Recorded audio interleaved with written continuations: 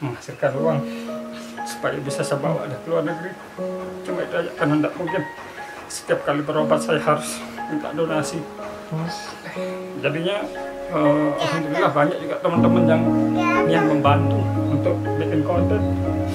Dari sana lah dengan modal semangat itu.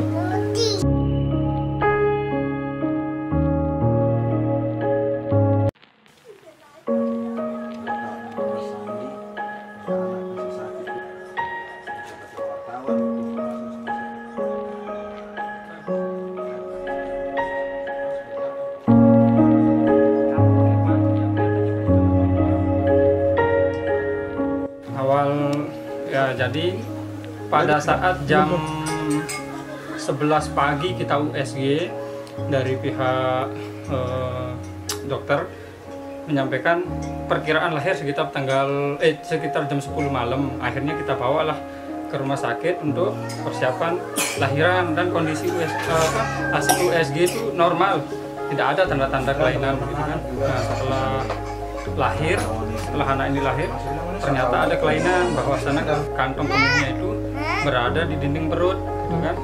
3 hari setelah lahir langsung ada penanganan operasi gitu kan. Setelah selesai dioperasi, 2 hari setelah operasi ternyata jahitannya jebol karena rembesan dari ginjalnya itu menggenang di jahitannya. Masih bayinya di kan? Oh, udah besar ini, saya udah agak besar. Harus ada berapa-apanya.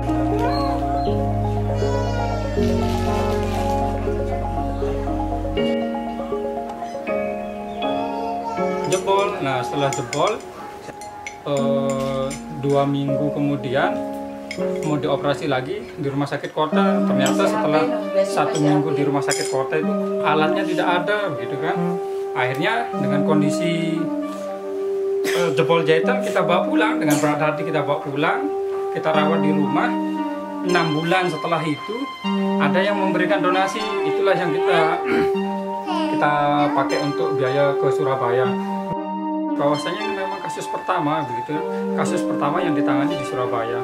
Karena alatnya tidak ada, ya jadi dioperasi seperti yang operasi di sini. Sebulan setelah dari Surabaya, ternyata jebol lagi jahitannya begitu, karena memang alatnya belum ada di Indonesia ini. Nah, ada masukan sih keluar, karena memang dia 1000 banding 1, dari 1000 bayi 1 yang seperti ini begitu kan, karena dia langka. Kemudian juga hasil ronsennya tulang pinggulnya ini terbuka. Nah, jadi tulang pinggulnya juga harus dioperasi. Di samping itu juga kantong kemihnya juga harus dimasukkan supaya tidak terjadi iritasi, karena ketika kita terlambat pergantian pampasnya, dia akan terjadi iritasi di sekitar lukanya itu begitu. Dan kantong kemihnya Supian ini dia berada di luar perut, terus kondisinya terbuka begini. Nah, jadi yang 2 kali dioperasi itu ditutup kantong kemihnya, kemudian dimasukkan ke dalam perutnya supaya berada di dalamnya. Ternyata tetap buka lagi ya. Bang,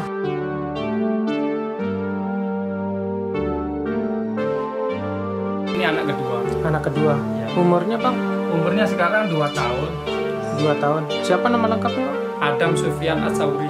Kalau abang siapa nama lengkap? Saya Nur Muslih Afandi. Ibu? Istri saya Fatmawati. Bang, sekarang kendala yang dihadapi ya abang untuk adik ini apa bang? Ya, mungkin kita tidak bisa berbuat banyak, karena satu sudah 2 kali operasi ternyata gagal karena faktor alat. Ya kita mau bagaimana lagi kan? Kita mau bawa ke luar negeri rasanya juga tidak mungkin karena biaya kan.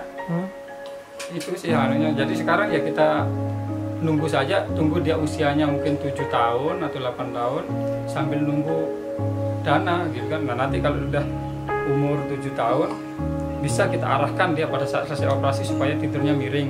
Kalau kemarin kan selesai operasi karena dia masih kecil tidurnya kan terlentang. Jadi rembesan yang dari ginjal itu yang menggenangnya di area yang dioperasi itu.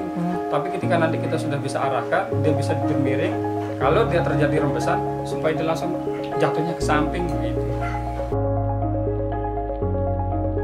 Tentu kalau penghasilannya, Ya, tentu. ya kalau ada orderan ada, kalau lagi tidak ada orderan ya tidak ada gitu. Cuma ya kesibukan sih, karena kemarin udah dua kali operasi itu gagal dan juga sebagian besar dari donasi. Akhirnya sambil nunggu dia agak besar, saya coba-coba bikin konten, mungkin dari YouTube itu saya bisa menghasilkan uang supaya bisa saya bawa ada keluar negeri. Cuma itu aja, karena tidak mungkin setiap kali berobat saya harus minta donasi. Jadinya alhamdulillah banyak juga teman-teman yang niat membantu untuk bikin konten. Dari sana lah